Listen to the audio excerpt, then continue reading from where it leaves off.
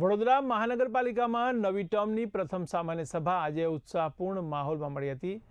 નવા મેયર તરીકે ગીતા મકવાણાની વરણી બાદ ખંડેરાવ માર્કેટ સ્થિત સભા હોલમાં યોજાયેલી આ બેઠકમાં શહેરના નવા શાસન તંત્રની સત્તાવાર રચના પૂર્ણ કરવામાં આવી હતી। મ્યુનિસિપલ કમિશનરની અધ્યક્ષતામાં યોજાયેલી બેઠકમાં ગીતા મકવાણાએ વડોદરાના નવા મેયર તરીકે પદભાર સંભાળ્યો હતો, જ્યારે ડેપ્યુટી મેયર તરીકે આદિત્ય પટેલની વરણી કરવામાં આવી છે।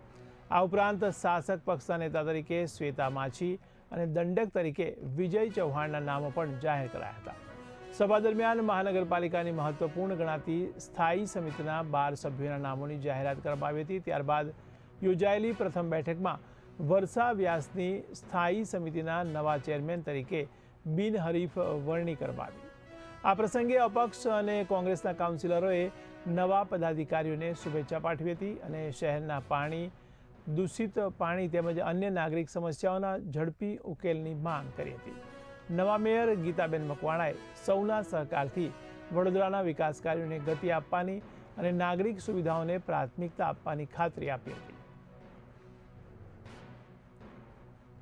ભારતીય જનતા પાર્ટીના શીર્ષ નેતૃત્વએ મારા પર મૂકેલો વિશ્વાસ પર હું ચોક્કસ ખરો ઉતરીશ।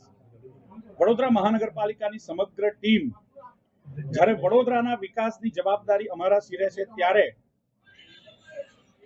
ક્લીન વડોદરા, ગ્રીન વડોદરા જ નહીં પરંતુ એન્ક્રોચમેન્ટ ફ્રી વડોદરા એ દિશામાં આવનારા દિવસોમાં વડોદરા મહાનગરપાલિકા મક્કમતાથી આગળ વધવાનું છે।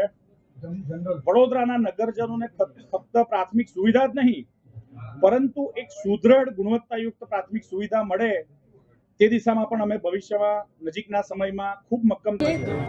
મહિલા તરીકે હું વાત કરું તો જ્યાં જઈએ તો મહિલાઓની તકલીફ પહેલા તો પાણી, જળ જ જીવન, પહેલા તો જળ જ જીવન। એટલે જ્યારે પાણીની સમસ્યા આટલી બધી છે કે પાણી ગંદુ આવે છે, પ્રેશર નથી આવતું। અમને ઘણા બધા ફોન આવે છે ફોનમાંથી કે પાણી પ્રેશર છે, પાણી ગંદુ આવે છે। તો સૌથી પહેલાં તો પાણીનો નિકાલ છે કે પાણી જ્યારે સ્વસ્થ ચોખ્ખું આવશે તો આપણું સ્વાસ્થ્ય પણ સારું છે, સ્વાસ્થ્ય સારું હશે તો કામગીરી પણ બધાએ જે જવાબદારીપૂર્વક એક નારી સશક્તિકરણનું ઉત્તમ ઉદાહરણ આપ્યું છે।